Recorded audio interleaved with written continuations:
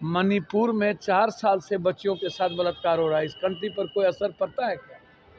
Public को कोई लेना देना है अपनी बेटी, अपनी बहन, पड़ोसी की बेटी बहन से कोई लेना देना? पेपर क्वेश्चन लीक आउट हुआ है और आप हमको बताइए, एनआईटी जिसको हमने दूध की रखवाली दी और उसी ने चोरी कर ली। करोड़ों अरबों खरबों रुपये की इसमें घोटाला, सबसे बड़ा घोटाला है। लगातार बच्चों के भविष्य की गहरी चिंता हो गई। मुझे लगता है कि अब नेता पैसे वालों के अलावे और माफिया पदाधिकारी के अलावे किसी का बेटा कोई भी एग्जाम पास नहीं कर सकता। 7 बार सीबीआई इंक्वायरी हुआ है, किसी को सजा हुई है?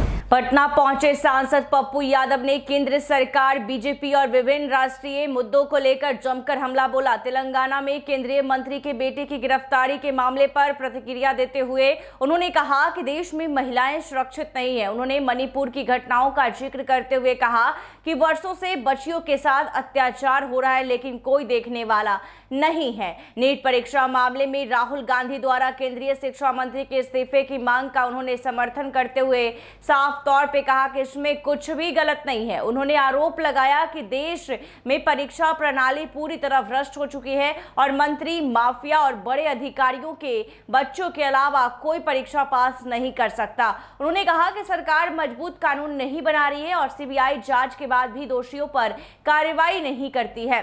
पप्पू यादव ने दोषियों को फांसी देने की मांग करते हुए कहा कि जो सरकार परीक्षाएं सुरक्षित नहीं करा सकती, वह देश को भी सही तरीके से नहीं चला सकती। देश के युवाओं की स्थिति पर चिंता जताते हुए उन्होंने कहा कि युवाओं में जाति, धर्म, ऊंच नीच और नशे का जहर भर दिया गया है, इसलिए अब बड़े जन आंदोलन संभव नहीं हो पा रहे हैं। वही आगे उन्होंने क्या कुछ कहा है सांसद पप्पू यादव ने, सुनिए। आप पगला ही तो 4 बार आ चुके, तो सेवा करने का क्या मतलब? क्षेत्र का तो कर ही रहे हैं ना, काम तो क्षेत्र का कर ही रहे, क्षेत्रों का सेवा छोड़ दे।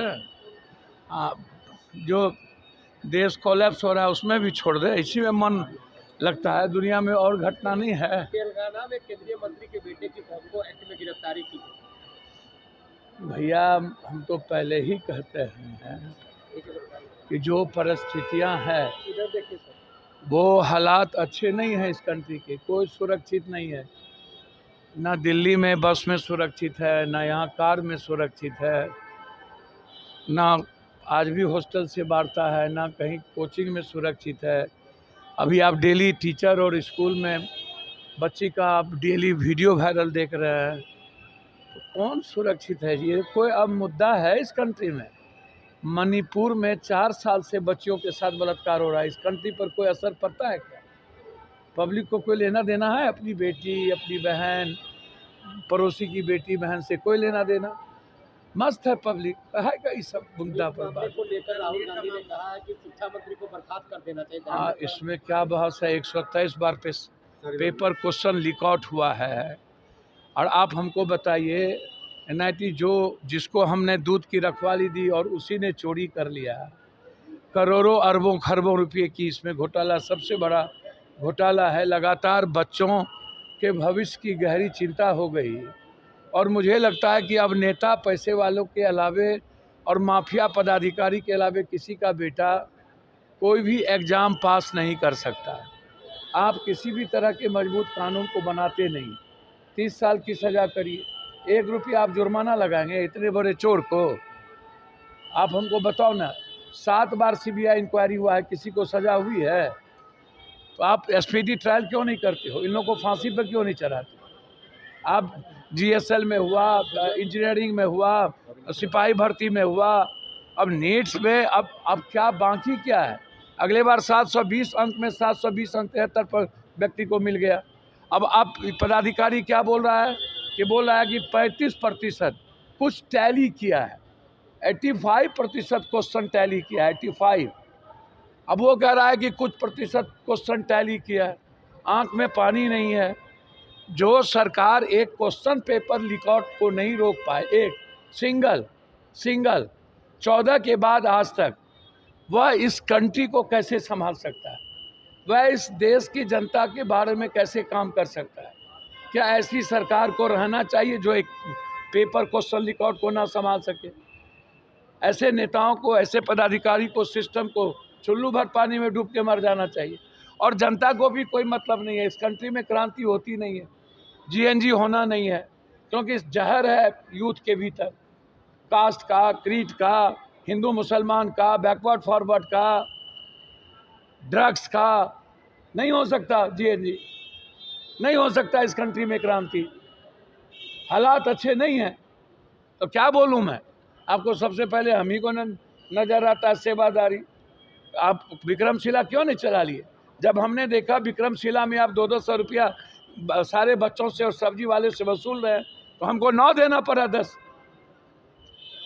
मुझे क्या लेना देना, जो सरकार का काम है मैं क्यों करूं? आपको एजेंडा तय करके आते हैं कुछ लोग, समझ गए? जात पात करना यूट्यूबर सब छोड़िए, सर छोड़िए, आंध्र प्रदेश कुकर्म करना छोड़िए, सर, आंध्र प्रदेश अपराधी को अपराधी कहिए। सर, आंध्र प्रदेश की सरकार ने एक फैसला लिया, 3 से 4 बच्चे अगर होंगे तो 30,000 40,000 रुपए प्रोत्साहन मिले। इस देश में जहां पर आबादी की संख्या लगातार बढ़ती जा रही है। अब भैया डबल इंजन की सरकार ही न है। एक तरफ मंगल सूत्र चुरा लेगा, लेकिन अब सोना मत लो, बिना मंगल सूत्र की ब्याह कर लो। देश के बाहर जाकर के उन्होंने कल कहा कि 10 साल के लिए दुनिया कोलैप्स करने जा रही है। यहाँ कहता है सुरक्षित है, अब बाहर में बोला कितना कथा और ज्ञान बांटता है। एक घट डनिया बकसता है, ये तो उसको भी नहीं बख्शता है। बोला कि पूरा दुनिया कोलैप्स कर जाएगा यदि युद्ध रहा। अरे युद्ध तो 32 तक रहेगा। ईरान ने स्पष्ट कह दिया कि जंग के अलावा दूसरा कोई रास्ता नहीं, और चाइना और रूस सपोर्ट कर रहा है। आप हमको एक बात बताओ, ईरान हमसे डॉलर नहीं लेता था तेल का, और रूस भी नहीं लेता था, रुपया लेता था। अमेरिका ने कह दिया ईरान और रूस से हमको नहीं लेना है, तो हम डॉलर देंगे अपना तेल खरीदने के लिए, और पूरा पैसा भारत का जाएगा। अब आप कह रहे हो बच्चा पैदा करना है या नहीं करना है? भैया मैं तो इतना कहूँगा, जहाँ पर थोड़ा भी समझदार और पढ़े लिखे लोग हैं वहाँ कांग्रेस है, और जहाँ पर हिंदू मुसलमान और जात पात है वहाँ बीजेपी है। एक साउथ में देख लो आप, एक तो चुनाव नहीं जीतता है। और आंध्रा के मुख्यमंत्री जी बोले हैं कि 4 बच्चा पैदा करने के लिए, तो इसका जवाब जैसे हेमंता ने कहा कि आप लोग घर में गाय खाइए ना, हमको क्या दिक्कत है। अरे हेमंता ने चुनाव में बोला ना कि आप लोग खूब गाय खाइए, सब कुछ करिए, बोला ना? क्या बोला? हटा दिया? मुख्यमंत्री तो बना दिए। सुरमुर मुरमुर, नियत इतना गंदा क्यों है इन लोगों का? आप हमको बताओ ना। आप बर्खास्त कर दो चंद्रबाबू नायडू को। ये कह रहा है 2 बच्चा, वो कह रहा है 4 बच्चा, और हम तो कह रहे हैं कि फ्रीडम दे दो, जितना बच्चा पैदा करो, आपको क्या लेना देना। सब शादी ब्याह 4 ठो तो करिए रहा इस कंट्री में, बिना शादी ब्याह के भी सब कुछ है लोगों के पास। तो आपको, आप चंद्रबाबू नायडू का लिया है निर्णय तो लेने दीजिए। सब नेता के पास 4-5 ठो है ना, हो उसमें क्या दिक्कत है? एंजॉय करने दीजिए। पब्लिक को मतलब है, पब्लिक को जात रहना चाहिए और उसका अपराधी रहना चाहिए। जिसके घर ढुकना हो ढुको, जो कुकर्म करना हो करो। कल ललन सिंह ने मंच से कहा था कि नीतीश कुमार का अपना उद्देश्य। अच्छा, ललन बाबू नेता हैं उनके, उसका हम प्रवक्ता हैं, अच्छी बात है। अच्छा उत्तराधिकारी उन्होंने चुना है, उसमें क्या दिक्कत है? और उन्होंने कह दिया कि ये सम्राट जी बीजेपी के नहीं हैं, नीतीश कुमार जी के उत्तराधिकारी हैं, नीतीश कुमार जी हैं। जो बात हम कहते रहे हैं तो अच्छी बात है। इसमें हम ना इनके प्रवक्ता, हमको उस सब प्रश्न से क्या लेना देना। मुद्दों पर बात करिए तो करें, यदि फालतू बात करिएगा ये बहुत उल्टा पुल्टा भगता है। किसका न्यूज नेशन, किसका सोच।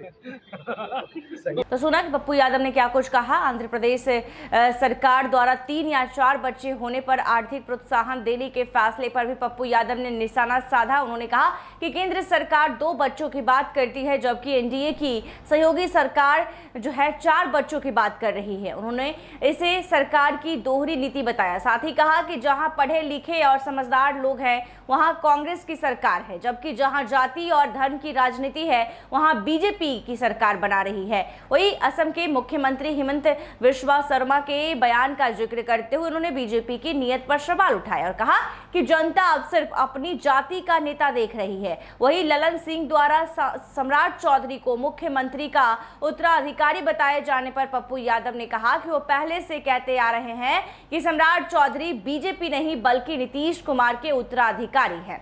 ऐसे ही तमाम खबरों के लिए देखते रहिए NBC 24। धन्यवाद।